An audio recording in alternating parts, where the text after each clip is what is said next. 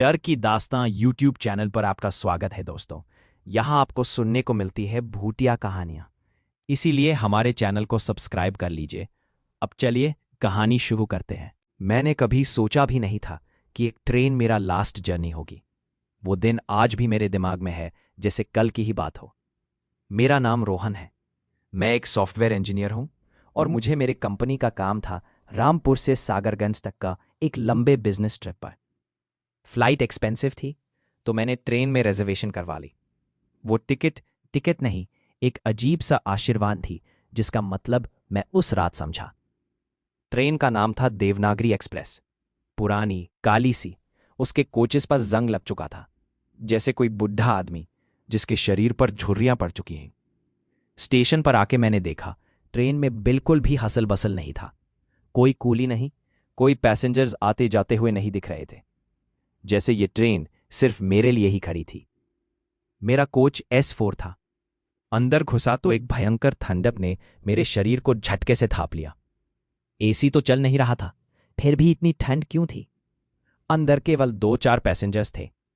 एक बुड्ढा जो खिड़की के पास बैठा था और आंखें बंद किए सोया हुआ था। एक महिला पर्दा डाले जो बीच की सीट पर बैठी अपनी चूड़ियां खींच रही थी। और एक नौजवान लड़का जो अपने फोन में बिजी था। किसी ने किसी की तरफ देखा तक नहीं। मेरा सीट 42 था, जो कि उन तीनों के बीच में था। मैं अपना सूटकेस बर्थ के नीचे ढकेला और सीधा बैठ गया। समय था रात के 9 बजे।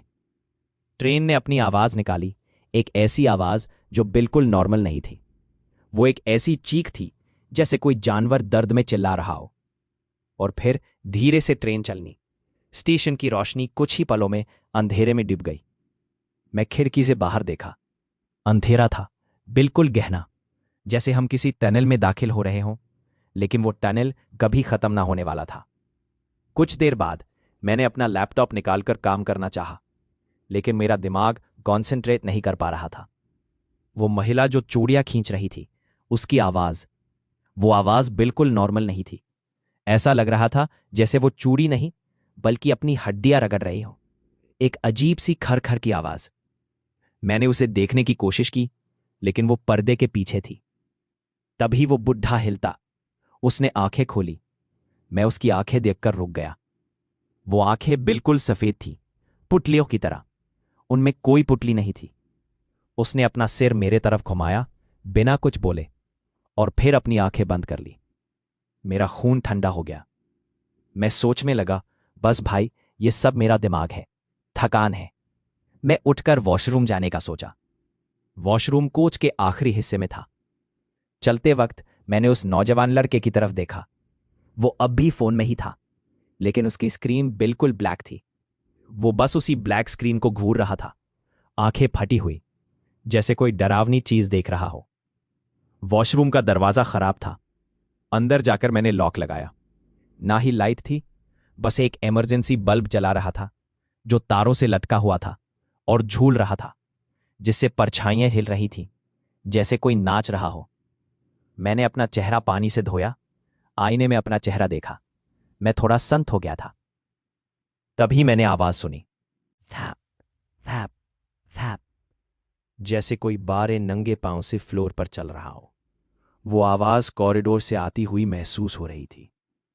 धीरे धीरे वो वॉशरूम के दरवाजे के पास आई, रुक गई। मेरा सांस रुक सा गया। मैं दरवाजे की तरफ देख रहा था। कोई दारी से झांक रहा था। कुछ पलों तक कुछ नहीं हुआ। फिर नॉक नॉक, हल्की सी दस्तक। किसी ने अपनी उंगलियों से दरवाजा खटखटाया। मैं कुछ बोला नहीं, दिल धक धक कर रहा था। नॉक नॉक, फिर से, ज्यादा जोर से। अब उसके साथ एक आवाज आई, एक बहुत ही पुरानी फिसी हुई आवाज, जैसे किसी बुढ़िया का गला बसता हो। खोलो बेटा, अंदर अकेला क्यों है? बाहर तो देख। मैं कांप रहा था। मैंने कहा, कौन है? मैं हूं, तेरी नानी। खोलो ना, बहुत देर से अकेला है तू। मेरी नानी तो 7 साल पहले गुजर चुकी थी। मैं जानता था ये कोई मजाक नहीं था। मैंने दरवाजा खोलने से इनकार कर दिया। आवाज रुक गई। फिर एक अजीब सी खिखिलाहट सुनाई दी। ठीक है, फिर बाद में मिलते हैं।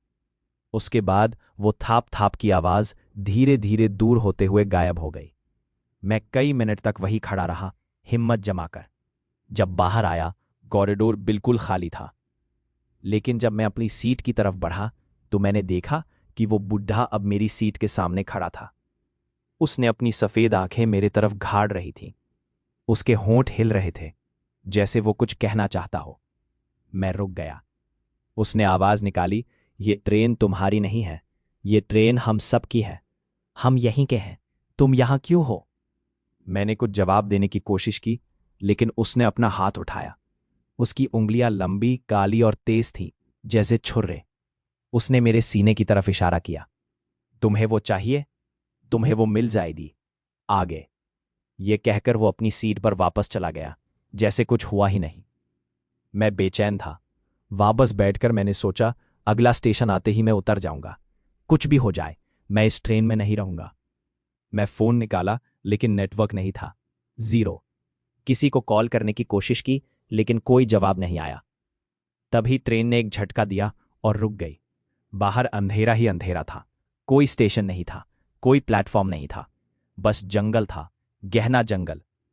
मैं उठा, बैग उठाया और दरवाजे की तरफ भागा। मैं उतरना चाहता था, लेकिन दरवाज़ा बंद था। मैंने बटन दबाया, कुछ नहीं हुआ। मैंने खिड़की कोशिश की, वो बिल्कुल नहीं खुल रही थी, जैसे सब कुछ जम गया हो। उतरने की कोशिश मत करो। मैंने मुड़कर देखा, वो नौजवान लड़का पब मेरी तरफ देख रहा था। उसका चेहरा देखकर मैं दौड़ गया। उसकी आंखें बिल्कुल लाल थीं, जैसे खून से भरी हुई हो। उसके गाल अंदर को धसे हुए थे।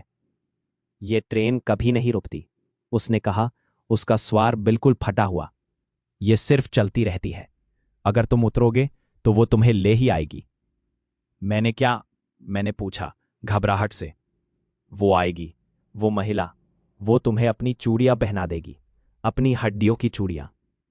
उसने अपना हाथ उठाया, उसके हाथ में कुछ चमक रहा था। मैंने देखा, वो इंसानी हड्डियों के छोटे छोटे टुकड़ों से बनी चूड़ियां थीं। मेरी सांस अटक गई। मैं पीछे हटा। ये सब क्या है? कौन हो तुम लोग? हम वो हैं जो इस ट्रेन के साथ फंस गए हैं, जैसे तुम अब फंसोगे। उसी वक्त लाइट्स झिलमिलाकर बुझ गई। ट्रेन अंधेरी हो गई। बस वो इमरजेंसी लाइट्स का हल्का सा उजाला था। मैंने एक चिल्लाहट सुनी। वो महिला की आवाज थी।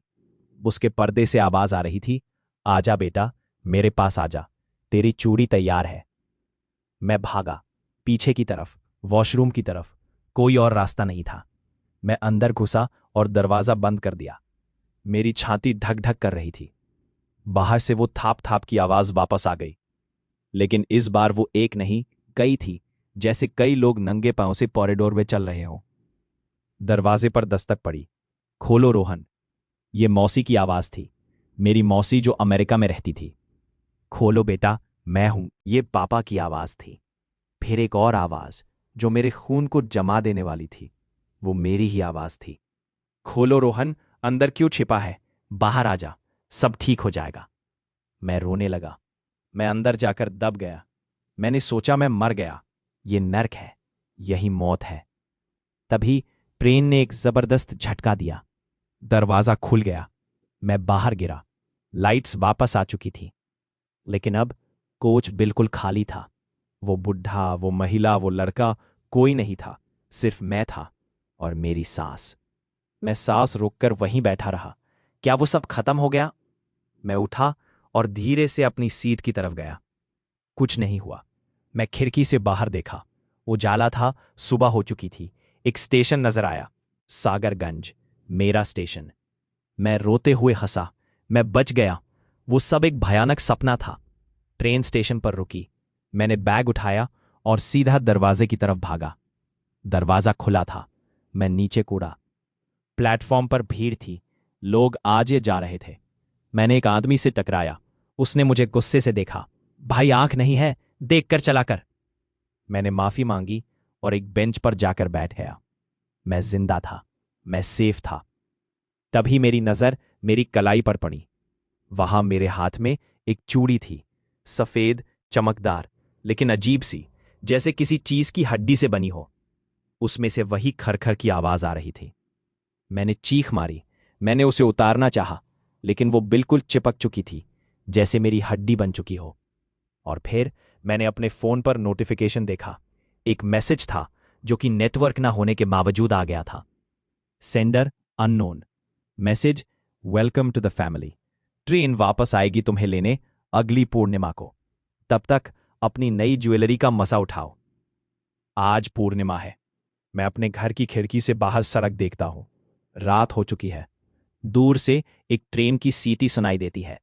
वो बिल्कुल वैसी ही आवाज है। वो आवाज जो एक चीख थी। वो आ रही है और मैं जानता हूं आज मैं उसका इंतजार कर रहा हूं, क्योंकि ये चूड़ी अब मेरी हड्डी बन चुकी है और वो मुझे वापस बुला रही है। भूटिया ट्रेन अपने नए मुसाफिर का इंतजार नहीं करती। वो अपने पुराने लोगों को वापस बुलाती है। हमें उम्मीद है दोस्तों आपको ये कहानी पसंद आई होगी। अगर पसंद आई है तो वीडियो को लाइक करो, चैनल को सब्सक्राइब करो और अपने दोस्तों के साथ शेयर करना ना भूलें। मिलते हैं नई कहानी के साथ, तब तक के लिए बाय।